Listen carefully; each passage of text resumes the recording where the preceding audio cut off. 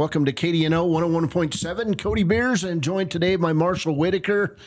Hey, it's another Sports Friday, Marshall. Absolutely. Getting ready for an exciting weekend here in Fremont County. All right, Marshall joining us here in the studio. We've got a special guest this morning, and we'd like to welcome in Wyoming Indian coach Craig Ferris. And just because it's summer, Coach, that doesn't mean you get to sleep in every day. Oh no! As soon as state track is over, basketball season starts right back up again. So what have you guys been doing so far this summer? We've went to Casper for a team camp. Got a bunch of games. I think we played like 18 games in 2 days with our varsity and JV teams. Yeah, really love that place. The ranch is doing some good things down there, giving some opportunities for some kids to get some games in. Of course, obviously doing open gyms and summer workouts and stuff so far. So it's already been a busy summer.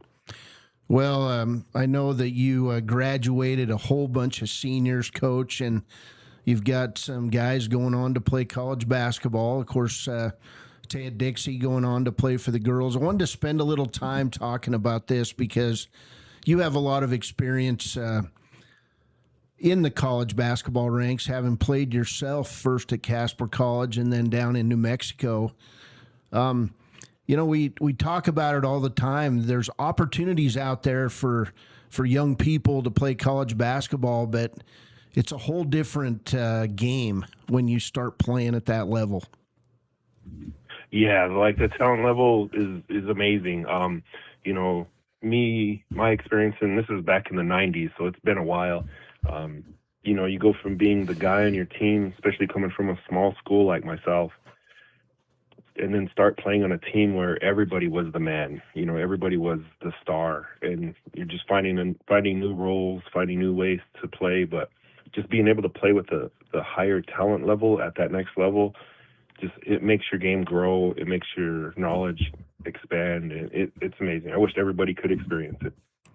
Well, you want to find a good place to play if you're coming out of a place like Wyoming Indian, and I know you guys worked really hard this year to help Cordell Spoonhunter end up at Eastern Wyoming, and then your own son, Parlane Ferris, finding himself a new home at Rocky Mountain College in Billings. Tell us about how that kind of went down with both of those players. So the way college recruiting was back when, in my day in the 90s, is totally different nowadays. Like I got a crash course in how to get recruited in college this year. It's all about social media. It's all about exposure. You know, the coaches are no longer going out looking for kids. The kids are coming to them. And if you want to get recruited to college, that's what you got to do. You got to put yourself out there. You got to put videos out. You got to start contacting schools. Like when you're a freshman, sophomore in high school, like you need to put your name out there, get yourself on these lists, because you know, with the social media and video and YouTube and everything out there, coaches, all they got to do is sit in the office, look for the kids they want, and that's where they go for. Yeah, Coach, this is Marshall Whitaker. We kind of talked through some of that with what we do in broadcasting the games across some of these different schools and some of these different groups. And one of the things that we really do try to do with what we do is get good coverage and footage. So those kids have some content they can put out there, and hopefully we give it a good color when we broadcast them and show them out that what they do, what they bring to the party. That just feels very different than it was, 20 years ago, that there's now better opportunity to get your guys in front of talent, in front of those scouts, in front of those recruiters, in front of those coaches as well. And so how does that kind of impact the boys? I know that sounds kind of weird, but how do the boys feel knowing that they're going to be out there on air, on social media, every time they play just about? Oh, they love it. The WyoToday coverage that we get every year, the boys are sharing it on their own Instagram and YouTube pages, and they're pushing that content out. So we really do appreciate all the coverage and stuff that you guys give us. It's made it a lot easier for me as a coach too, because when it comes time to sharing film and stuff, we send them WyoToday's links, and it's just easier to get content to coaches when they ask for film, because coaches love seeing, they like seeing highlight films, but they want to see a game. They want to see your reaction to how you're dealing with a difficult game, how you're responding to like officials, and they want to see the little things like that too. They know you can score, they know you can play. They want to see the intangibles that not really a lot of people talk about. I mean, intangibles being like how you interact with your teammates, how you act when a foul's called, those type of things. And I'm sure they're looking at grades too. Oh yeah, they're looking at all that. They want a kid with a good personality. They want a kid with a good work ethic. I've talked to coaches and seen their little lists of players that they're looking at, and one of the biggest things listed is that GPA. They want to know you're a good student, because they're not recruiting you to, they're recruiting you to be in their program, but they also have their own goals, academic goals, and their own academic, standards that they want to reach too. So it plays in both ends. When you take your talents at Wyoming Indian High School on to another place, I mean, as far away as Billings or Torrington, how difficult is that for a young player who's grown up, in a quieter area like the Wind River Reservation, where he's surrounded by the culture, he's surrounded by his family, and now he takes his skills to another place where he's just another guy?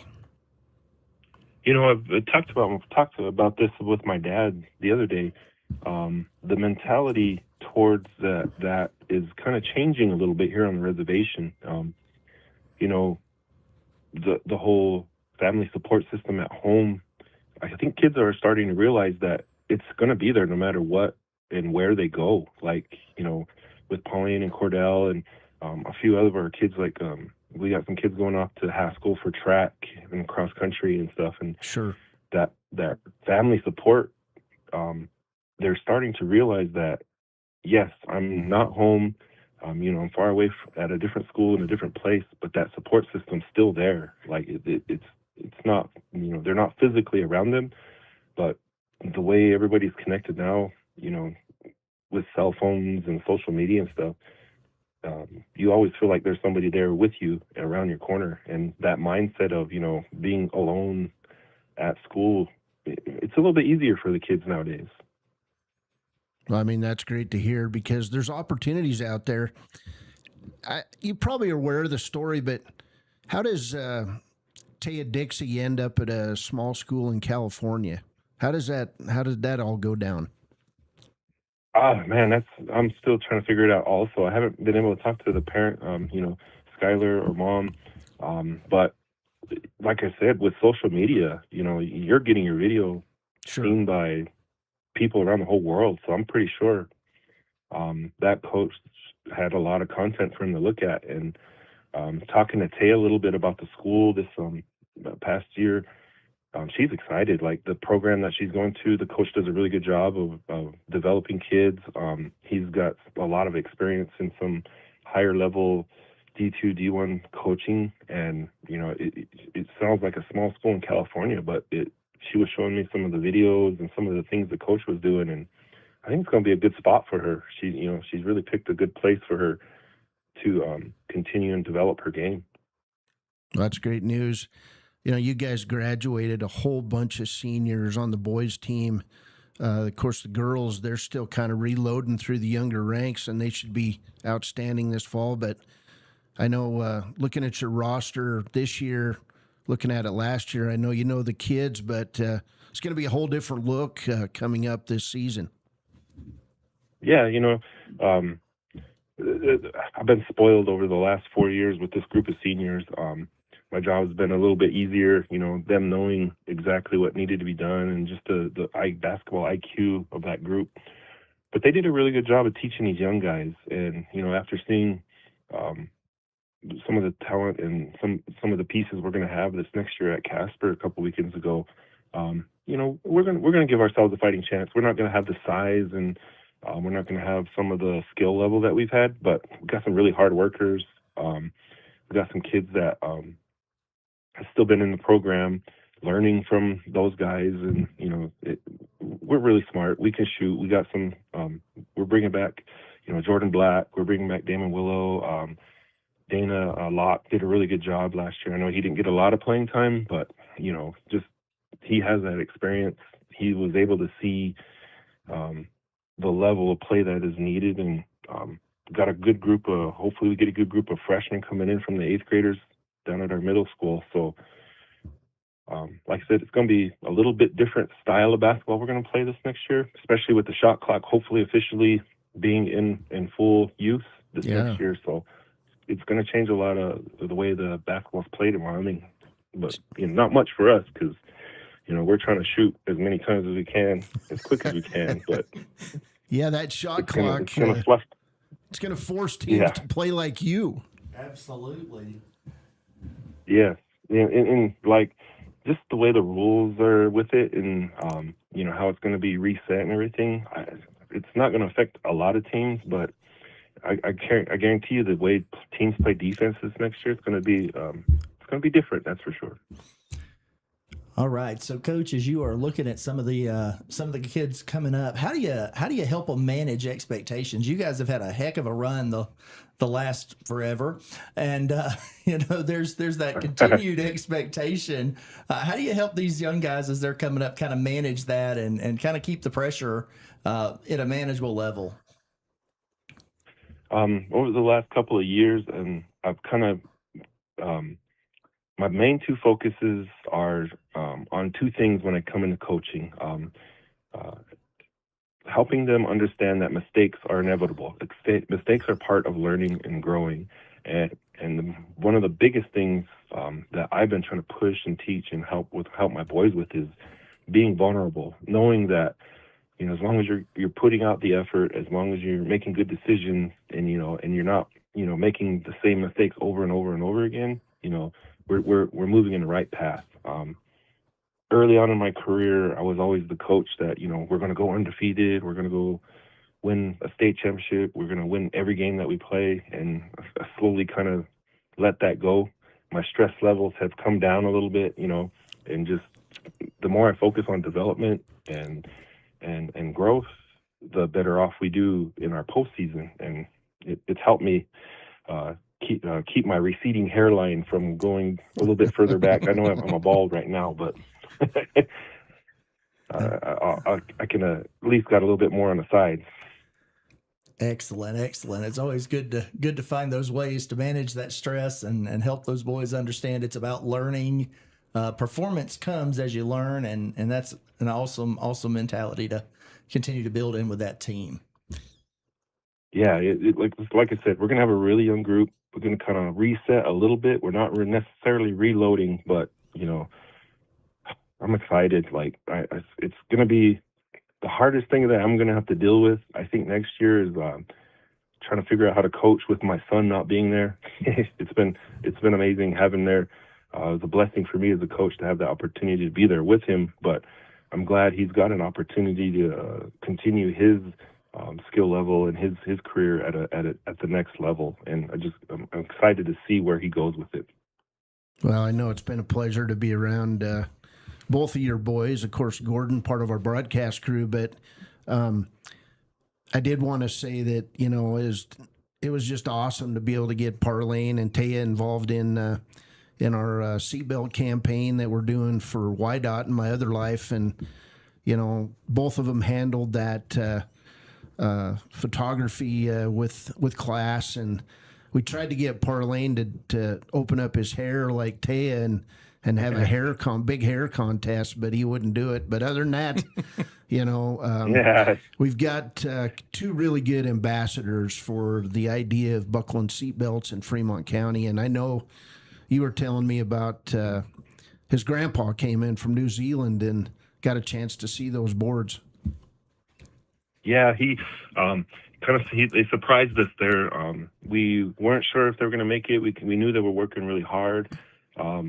I know with the cost of flights and everything, we weren't sure, and then boom, just like that, they were there. So but he was so proud as a grandpa. He watches all the games on YouTube. That's where he gets all his content from in New Zealand. So you guys are, worldwide now. On the other side of the world with these broadcasts. But he always, after every game, he would always call Pauline, talk to him about his game, and little tips here and there. He's a basketball junkie too, so he officiates over there in his age, and he's really connected to basketball, and he loved all that content you guys are allowing him to see. But him seeing his grandson on a billboard, that was pretty good. He really loved it and enjoyed it. I know he took a picture with it, so That's awesome. Hey, what's the rest of the summer look like for you guys? I know you get into a lot of activity on the reservation in the summer. Are you able to carve out some time with your players and the athletes? Oh yeah, like I said, we run summer open gyms all summer. Want to add a little bit more skill work to it this year. I know we're planning on going back to Casper for another camp next month. We have our youth camp that we usually put on. Our gym's kind of going through some work this summer. We're kind of pushing that until later in July.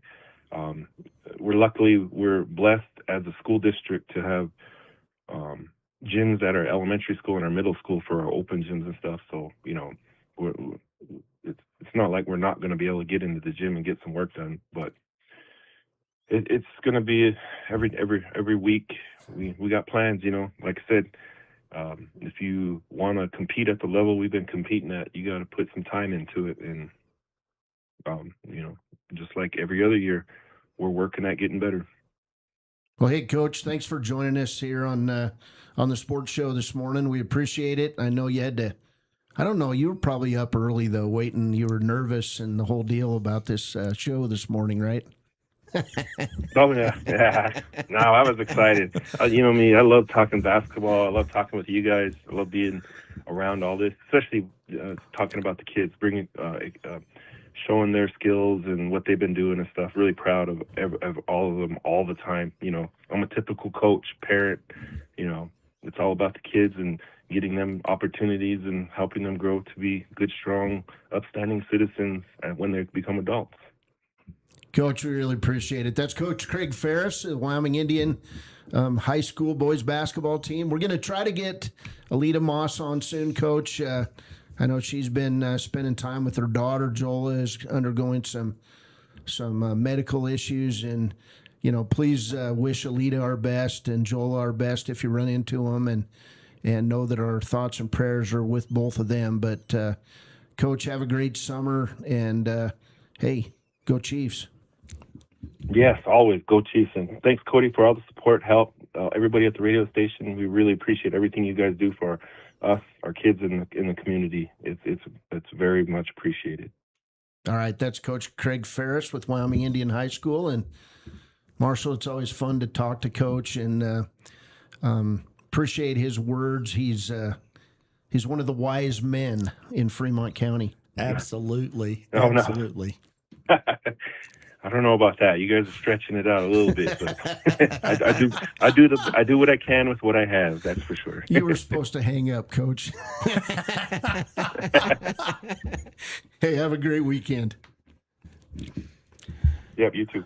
Well, it's fun to talk to coaches who've been around for a long time and have them explain how their approach to a game and people have changed over the years. Oh, absolutely. And I think he really does hit the nail on the head when he talks about, early on, everyone wants to be the undefeated coach, win state titles, do those things. And then as you get into that, you start to realize, you give yourself an ulcer or a heart attack with that kind of pressure year in and year out. And so just learning, hey, progress is progress. Teach the boys, help them grow, help them mature.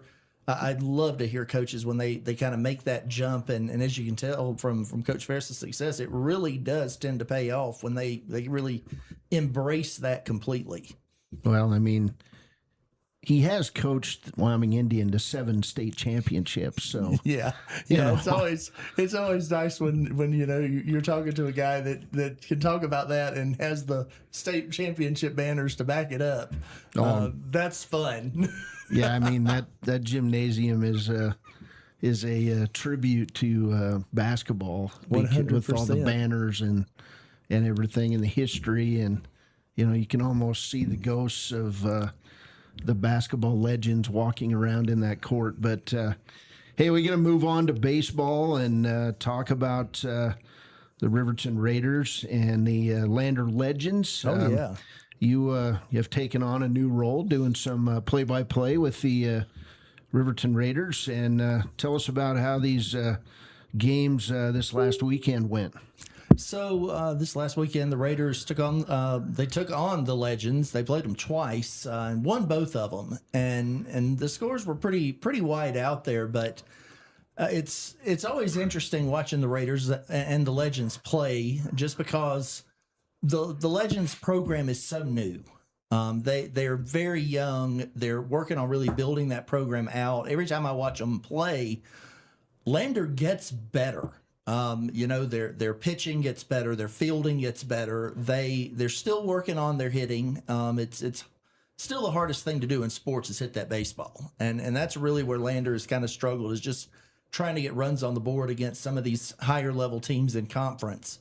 The Raiders, on the other hand, they have really played good ball. They've built a really solid staff. They've got 4 arms that they can rely on in games. And when you're playing 2-3 games a week, or you're playing in tournament ball, having that extra arm that you can rely on is critical to getting outs and keeping those games moving forward. And so right now things look really good for the Raiders as they're heading towards state. Lander, I say they're getting better. I think they're going to be really solid next year. It's just a matter of continuing to develop and mature those players and help them get from where they are to where they really need to be, where they can more strongly compete. Now, that being said, they played Bridger Valley this last week, and they won those 2 games. And, we talk about the hitting side of it, but they won one game 22-10.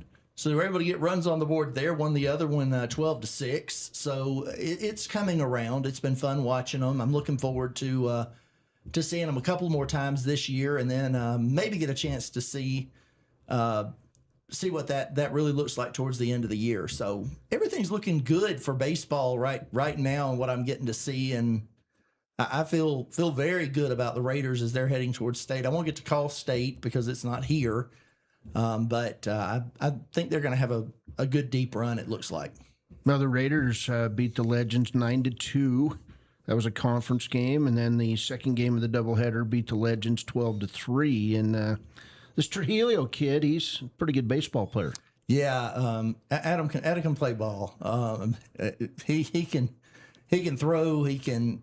And what's fun watching him is he's not a swing and miss pitcher. Now he's adding more strikeouts, but he really does pitch to contact, which saves his arm. He's not out there trying to strike everybody out. He can throw 1 or 2 pitches to a guy, get the guy to hit into a ground ball.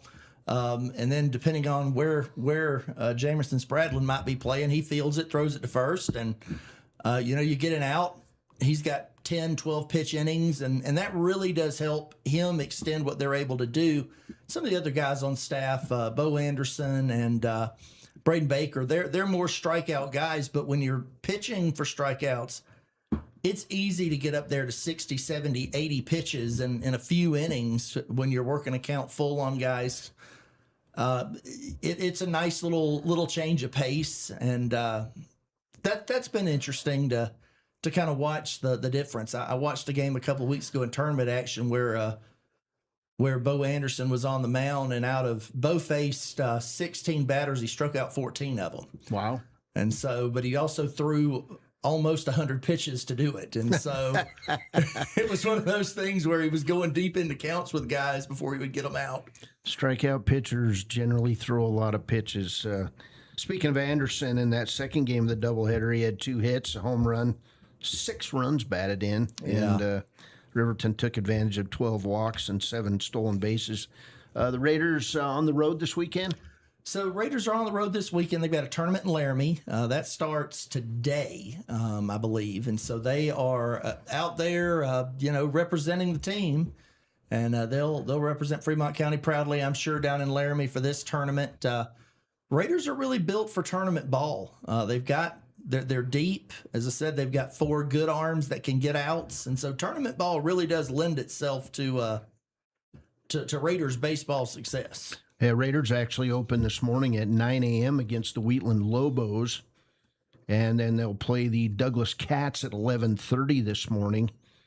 Okay. So Those will be their two games for today. I've seen them play Wheatland, and that was a good game. That was the one where Bo struck out 14. Was the last time they played Wheatland in tournament ball. I have not had a chance to see the Douglas Cats this year, so that'll be interesting to see how they shape up. Douglas has had a fairly solid program the last couple of years, so we'll see how that tells the story. Tomorrow, a very good matchup as the Raiders will take on the Cheyenne Hawks. Yeah. At 11:30 a.m. Hawks they're the quote unquote second team for Cheyenne, but they play in the top league in the state and have done very well. Yeah. So that'll be a tough game. And then starting on Saturday, starting on Sunday, then the pools come together and you'll get to see the best in each pool play each other. So I did want to wish congratulations to Riverton manager Stephen Rennig, who's going to be getting married this month. I'm not sure if it's this weekend or next weekend, but Stephen's going to miss a little bit of time with the Raiders as that wedding's going to take place down in Kansas. Well, we won't hold that against him getting married in Kansas, but he's done a heck of a job here this year with these boys and worked so hard. And so congratulations to him as well. That's definitely something to celebrate. Of course, Stephen, now a full-time assistant coach with Miles City Community College in Miles City, and we're proud of that. Absolutely. That a local guy has went on and done well. Stephen was able to take advantage of the COVID years, too, ended up playing 5 years of college baseball. Incidentally, Nathan Hutchison just finished, I believe, his 3rd year of college baseball, playing at Minot State. He battled a few injuries. Blake Dale completed his career with an outstanding season in Kansas. Trying to remember the name of the Emporia State, I believe he played for. And now he's continuing to play this summer. A team that he's playing for is the Mavericks. Need to get together with his dad, but saw some video of him getting a couple hits. He was the player of the game, and so Blake Dale continuing to chase his baseball dreams. And every kid in the back of their mind when they pick up that bat and glove, Marshall, they want to be that major leaguer someday, and they do. And to be able to continue playing the game up into your early 20s is just a bonus. Well, and that's really the truth. We all want to play forever. I mean, and I was never very good and still wanted to play forever. And so it's always great when we get to see some of our guys, get to do that, get to play for a year or 2 years. They get into college ball. They get to play some semi-pro ball in some different places. Those things are worth celebrating, and they're worth, getting behind and enjoying and being a part of, because, it keeps the dream alive. Baseball is still... To me, baseball is still one of the great things that we get to do and be a part of in America. And so we want to keep that dream alive with those kids, and we want to showcase, hey, you can do this. These are things that can happen. And for some kids, it's a way to do something with their life that they really never dreamed of getting away or learning new skills or going to college. And so I think the more we can encourage that and the more we can showcase that, the better. Well, and I did want to mention, since this show's on KDNO, that Thermopolis playing a little baseball this summer. They're going to be playing Riverton in a few games, and so it's good to see the Thermopolis baseball program kind of a rebirth there. It was a number of years ago, but Thermopolis had a pretty dang good senior Babe Ruth team, and Speaking of Senior Babe Ruth, isn't there a Father's Day tournament this weekend in Lander? Senior Babe Ruth? I believe there's a Father's Day tournament in Lander. I'm pretty sure I saw something about that. Yeah, I think I did. That will be interesting. There'll be some good teams from around the state that'll come in and be a part of that. And Senior Babe Ruth is a fun league to get to be a part of, get to see. We know that that season is moving towards the end. And so it's going to be interesting to see how that all shakes out. Wyoming's always had a proud tradition of being a part of Babe Ruth. And, I think that we've got some teams that are going to represent well again this year. Lander guy, I'm trying to think of his last name right now. It's escaping me, but he's going to be umpiring in the National Senior Babe Ruth tournament this year. So congratulations to him. Absolutely. That's an exciting thing. I got to hang out with him a little bit during the Roy Peck Woodbat tournament, and got to watch him call a couple of games. It's going to be fun to see what he does at Babe Ruth and just be there. There's something even for umpires, guys. Umpiring is hard. You know that better than a lot of people. It's not an easy thing to do. And so it's good to get to see that guy get recognized, get to be up there and be a part of that. And I think that's something we definitely can celebrate as a community, that one of our own is going to be a part of the national tournament. The biggest difference between umpiring at the local level and taking it to the national level is you have to open both eyes when you umpire at the national level. So kind of an old umpiring joke. Absolutely. But, you call them like you hear them type of thing. So, good stuff. A lot of things happening. It is summer, but we're enjoying the break. But I'll tell you what, if you go up to the track, if you go up in the weight rooms, Yep. You're around the high school a little bit, you'll see the people doing the work in the off season so that they can excel during the season. Absolutely. I was talking with a couple of parents this last week, and their kids are there in the morning and in the afternoons, working in the weight room, running the track, going over things just to get ready for this coming year. At least here in Riverton, it's definitely picking up, and I've talked to some guys out at Wind River and Shoshone as well. Looks like everybody is getting geared up for another fun year of high school sports, and we're getting geared up as well. We're getting excited as we push into throughout the summer, and I think it's going to be a great year for Fremont County sports. I think it will be too. Hey, Marshall, appreciate you joining the show, and we're going to have some fun talking sports, and then we got to go back to our real jobs. Yeah, that is the downside. It always is. So, hey, for Marshall Whitaker, I'm Cody Bears. This has been WyoToday Sports Live on 101.7 KDNO, the home of talk radio and sports talk here in Fremont County and Hot Springs County. Have yourself a wonderful Wyoming weekend.